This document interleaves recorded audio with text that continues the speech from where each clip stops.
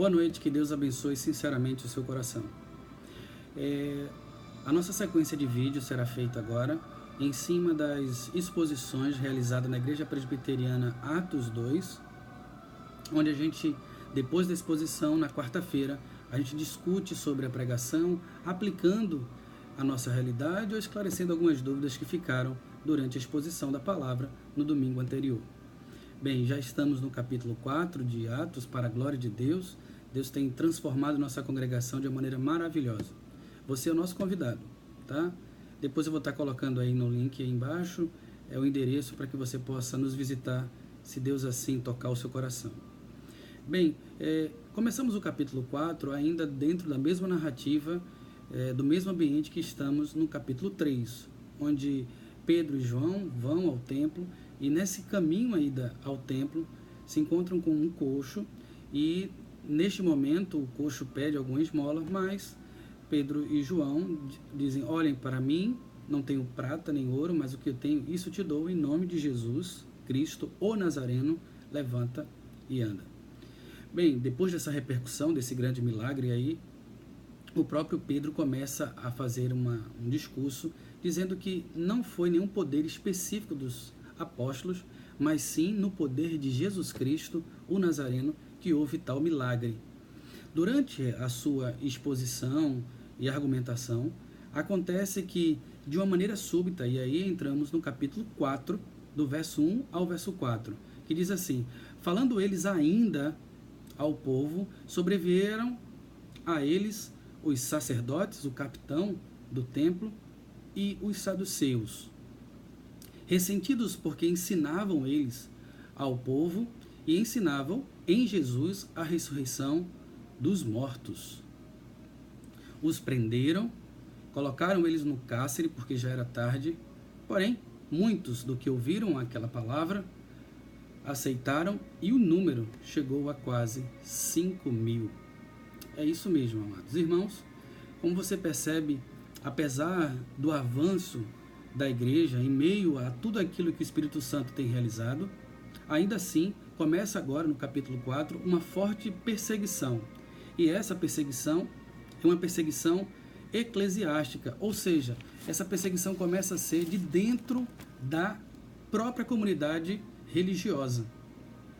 Os sacerdotes, a representação daqueles que são guardiões do ensinamento, ficam enciumados, ressentidos, porque estão perdendo a audiência para Pedro e João, bem como aqui o grupo representado aqui pelo capitão do templo.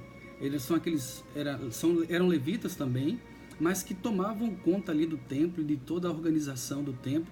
Eles estavam presentes lá na prisão de Jesus no Getsêmani, isso mesmo. Então são como se fosse uma guarda pessoal que executa as decisões aí do Sinédrio.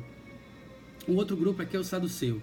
Esse saduceu aqui, amados irmãos, é um grupo de muita influência política dentro do Sinédrio, mas eles acreditavam que a salvação não existia.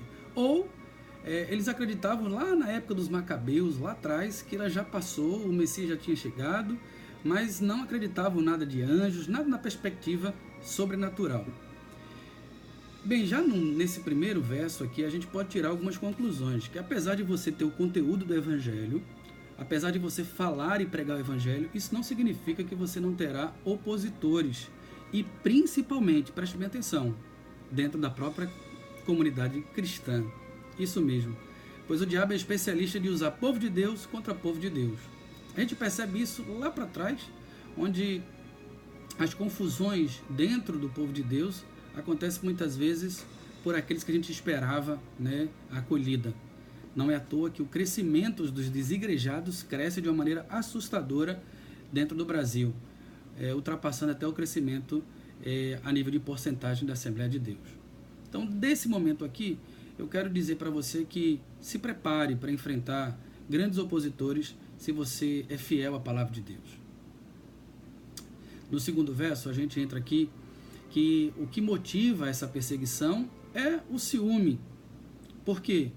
Os sacerdotes estavam perdendo a audiência, Eles não eram o foco agora do ensino. Os saduceus viam que a sua filosofia de não à ressurreição estava sendo bombardeada aqui. Amados irmãos, falar contra a ressurreição é algo muito perverso, porque o foco da nossa fé, da nossa pregação, da nossa esperança está justamente na ressurreição. Veja, ética, moral, bem como as ações sociais, tudo isso pode ser visto em qualquer comunidade que quer o bem ao próximo. Mas a diferença de nós cristãos é o ensino da ressurreição dos mortos. E o primogênito dessa ressurreição é Jesus Cristo. E se Cristo não ressuscitou, vã é a nossa fé.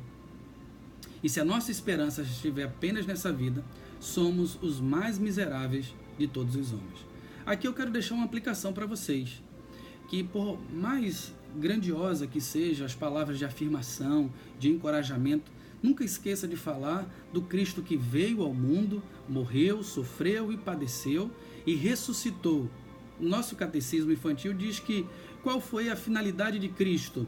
Ele veio ao mundo para salvar os pecadores, ele veio para vencer a morte por meio da ressurreição. Então o foco da nossa pregação, o foco da nossa fé é a ressurreição em Cristo Jesus. Passamos agora para o verso 3, porque eles colocam Pedro e João lá no cárcere, e aqui a gente pode perceber que, amados irmãos, mesmo você sendo uma pessoa íntegra, uma pessoa que leva a palavra de Deus, uma pessoa que quer bem ao próximo, isso não significa que você pode ser injustiçado. Foi o que aconteceu com os dois. Pedro e João foram colocados no cárcere sem ter um julgamento. Aqui a gente pode trazer uma outra aplicação e dizer para você que você pode ser objeto de injustiça, e muitas vezes dentro da própria igreja.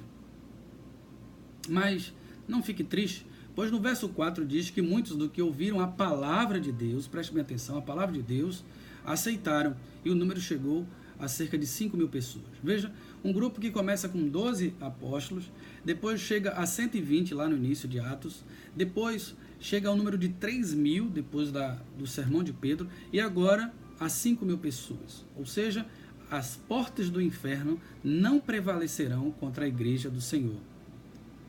E qual é o grande instrumento, qual é a nossa maior arma? A pregação da palavra de Deus. Sabe por quê? Porque a fé vem por ouvir, e ouvir a palavra de Deus. Aqui a gente pode tirar algumas aplicações e dizer para você que, independente de qualquer metodologia de transformação social, independente de qualquer ação social para a transformação do indivíduo, a exposição clara, objetiva e cheia do Espírito Santo de Deus é o instrumento primordial da igreja para a aceitação do Evangelho. Por isso, amados irmãos, aqui, resumindo e já chegando ao final do nosso vídeo, de uma maneira, em resumo, dizer para vocês o seguinte: você não está livre de ser injustiçado, bem como você não está livre de perseguições, mas eu quero dizer para você, tenha esperança, porque aquilo que você carrega, que é a pregação da palavra de Deus, é o poder de Deus para a salvação de todo aquele que crê, primeiro do judeu e também do grego. Mas quero deixar para vocês algumas aplicações do lado inverso. Veja, eu me coloquei aqui e coloquei você no lado de Pedro e João, mas vamos nos colocar do lado agora dos opositores. E aí, se você é um sacerdote, e aí se você é um capitão do templo, ou se você é um saduceu, eu quero dizer que muitas vezes perseguimos as pessoas dentro da igreja porque nós perdemos a audiência. Muitas vezes perseguimos pessoas dentro da igreja porque estamos perdendo o nosso espaço. Muitas vezes perseguimos as pessoas na igreja porque não pensam como nós. E isso muitas vezes vamos em cima de A ou de B praticando injustiças. Que Deus possa sondar o nosso coração e que a gente possa ser levado não pelas nossas paixões, mas por aquilo que o Senhor quer de nós.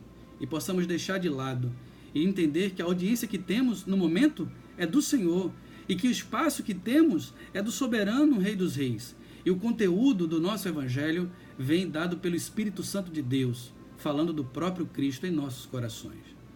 Que Deus nos abençoe E a minha oração é que você possa ter uma experiência profunda com o Evangelho de Deus e que, apesar das dificuldades, apesar da grande oposição que pode acontecer dentro do mundo religioso, o Senhor tem nos sustentado. E graças dou por esta vida. Que Deus nos abençoe. Tenha uma boa noite. Para a glória de Deus.